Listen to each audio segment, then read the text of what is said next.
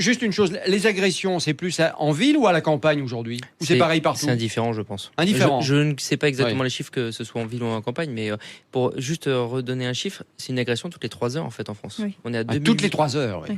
C'est ça, sur les sapeurs-pompiers. On n'a pas de chiffre, il faut le rappeler. Le ministère de l'Intérieur ne publie plus aucun chiffre. Le ministère de la Justice, 2018, le ministère de la Justice, ça fait 2 ans qu'on n'a pas eu de rapport non plus. Ouais, mais par contre, Christophe Castaner, le 21 juin, a répondu à la maire de Paris qui s'affolait d'une augmentation de 68% quand même des actes d'incivilité et d'agression dans Paris. Et lui a répondu en lui disant qu'effectivement les chiffres n'étaient pas très bons, mais on les attend toujours. Oui, donc on sent bien quand même, il y a une gêne quand même sur ce sujet. Il y a une gêne, et puis en même temps, il y a 4 formes aussi d'agression.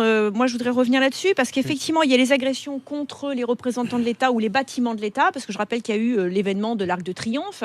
Il y a eu aussi très récemment la statue du général de Gaulle qui a été abattue à Évreux. Oui, c'est vrai.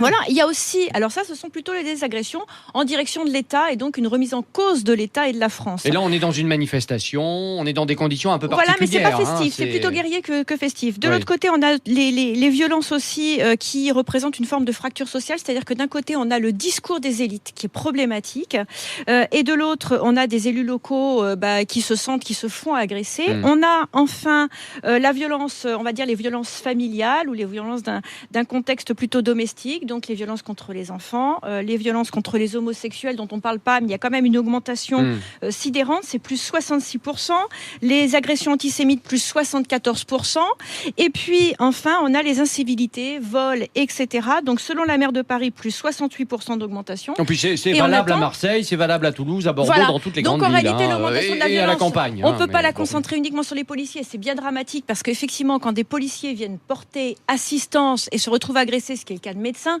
mais ça, on en parlait déjà dans Une France Soumise qu'on a publié en janvier 2017, où on expliquait les agressions de policiers, on expliquait les différents types d'interventions, vert, orange, rouge, qui doivent être plus ou moins accompagnés de policiers.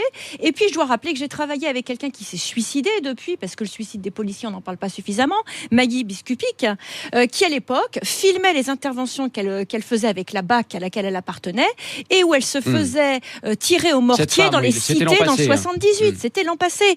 Donc, c'est pas du passé très ancien, c'est relativement récent, mais des policiers qui se font agresser avec des tirs de mortier dans les cités, ou des pompiers qui reçoivent des lave-vaisselle sur la tête, ce n'est pas normal.